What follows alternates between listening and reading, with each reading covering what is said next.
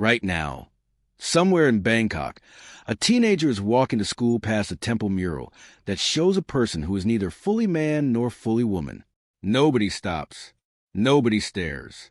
This has been happening for over 1,000 years. But the real answer to why is far stranger than Thailand is tolerant.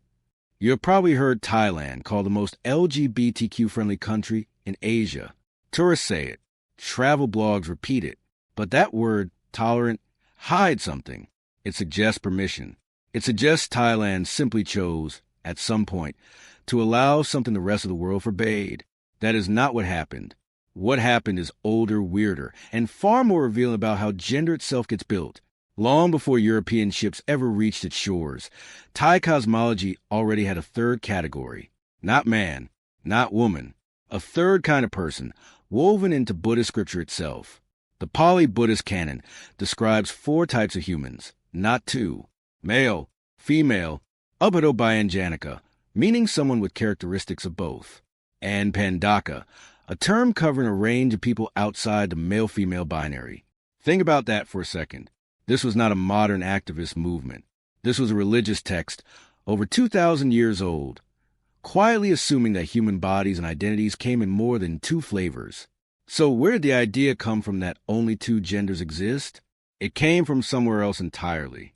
Anthropologist Peter Jackson, who has spent decades at the Australian National University studying Thai genders and sexualities, argues that pre-modern Thai society organized identity primarily around behavior and social role, not fixed biological categories. A person's gender was something you did, not simply something you were born into and stayed inside forever. Kat Hoi, the Thai term often translated as third gender, or ladyboy in English, existed inside this older, more fluid framework. Here is where the story gets stranger. The rigid 2-box system you probably take for granted, man over here, woman over there, no in-between, arrived in Thailand largely through contact with the West. Colonial-era medicine, Victorian morality, and later 20th century psychiatry exported a binary model of sex and gender across the globe, including into Southeast Asia. Thailand was never colonized, unlike its neighbors, but it modernized quickly, and it absorbed Western scientific categories through trade, diplomacy, and education, especially from the reign of King Chulalongkorn onward. So the country that looks, from the outside, like it invented tolerance for a third gender actually had to offend one that predated Western contact altogether. Why does this matter to you? Because it flips a story you have probably absorbed without noticing. The assumption that strict binary gender is the ancient, natural default, and that anything else is a modern deviation, is backwards in this case.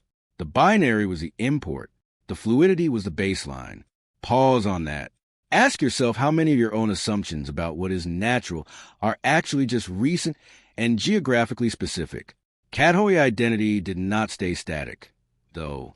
Legal scholar Douglas Sanders has documented how Thai law, media, and public health policy shaped and reshaped the category across the 20th century.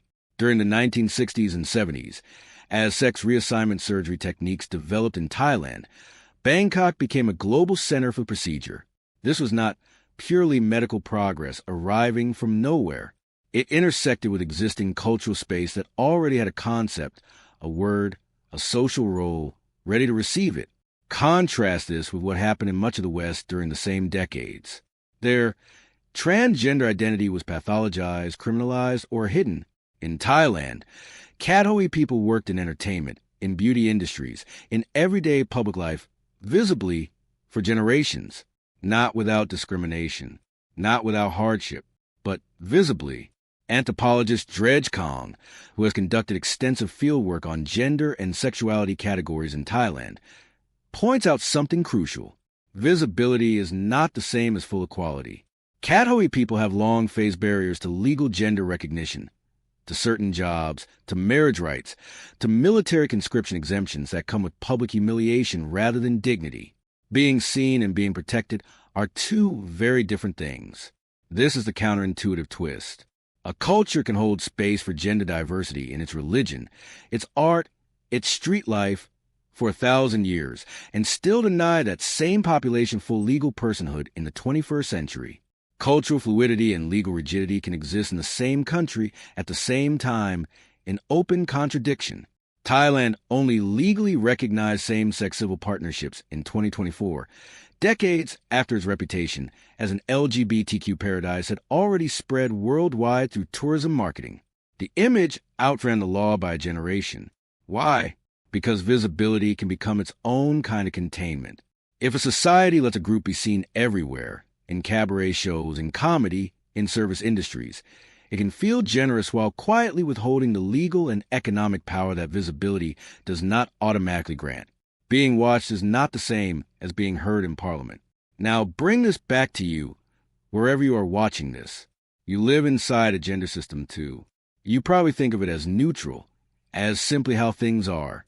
But every culture builds its own architecture around bodies and identities, and every architecture has a history, a moment when someone decided where the walls would go. Thailand's walls were built differently than yours. Older in some places, newer in others, both more open and more restrictive than outsiders assume. The teenager walking past that temple mural is not walking through a simple story of tolerance. They're walking through the residue of two colliding systems, an ancient one that made room for a third category, and a modern one still deciding how much room that third category actually gets. Somewhere in Bangkok, a teenager is walking past a mural that has outlasted empires, religions, and revolutions. They still do not know if the law will fully see them, but the wall has been standing for 1,000 years already. The only question left is who gets to walk through the door.